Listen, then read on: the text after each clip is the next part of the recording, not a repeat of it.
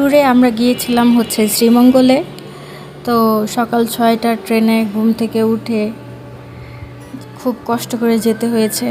তো আমরা সিলেটগামী যেই সকাল 6টার ট্রেন ওইটা টিকেটে কেটেছিলাম।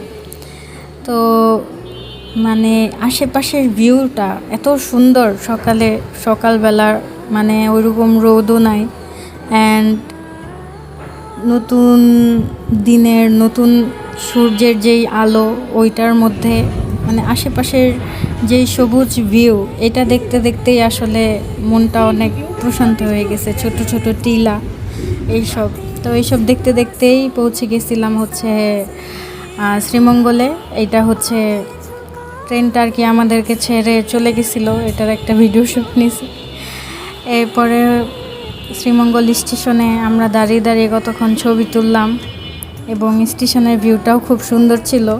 সকাল সকাল যেহেতু আমরা পৌঁছে গেছিলাম, স্টেশন থেকেই অটো ভাড়া করে আমরা চলে গেছিলাম হচ্ছে আমাদের যে রিসোর্ট বুক করে রেখেছিলাম ওইটা। এই যে যাওয়ার সময় এইটাই কিন্তু যে দেখা যায়, এটাই সেই রাবার বাগান মনে হয়। যাই হোক, যাওয়ার সময়ও আশেপাশের যেই সৌন্দর্য, চা বাগান দেখলেই আসলে অনেক ভালো লাগে। এটা হচ্ছে সেই গ্র্যান্ড সুলতান রিসোর্ট, কিন্তু আমরা থেকেছি হচ্ছে তারুলতা স্ক্যাপ ইকো রিসোর্টে। রুমটা এত সুন্দর এবং পরিপাটি ছিল। এটা ছিল এসি কটেজ, একটা বেড, ড্রেসিং টেবিল, এই সাইড থেকে একটা সোফা, এবং সোফার সাইড থেকে যেই ভিউ, মানে এক কাপ চা হাতে এই ভিউ দেখতে আসলে খুবই ভাল লাগবে। এরপরে আমরা রুম ভিউ করে খাওয়া দাওয়া করে নিয়েছিলাম। ওইখানেই হচ্ছে লাঞ্চের এবং ডিনারের ব্যবস্থা আছে। রুমের বেড থেকে বসে এই ভিউ দেখা যায়, যেহেতু কাচের শিল্ড দেওয়া। আর এই যে লাঞ্চের ব্যবস্থা হচ্ছে এইখানে, এটা হচ্ছে মাটির একটা ঘর, এত ঠান্ডা।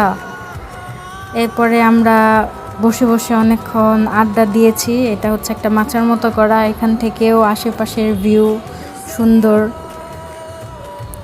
তারপরে চলে গিয়েছিলাম লাউয়াছড়া, ওইখানেই বানরটা দেখতে পেয়েছিলাম।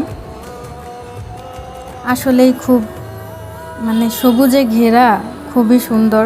গাছের মধ্যে অনেকগুলা বাদর ছিল, না এগুলা কি বানর না, এগুলা হচ্ছে শিখপাঞ্জি। তারপরে আমরা আবার একটা সিএনজি করে আমরা গেছিলাম,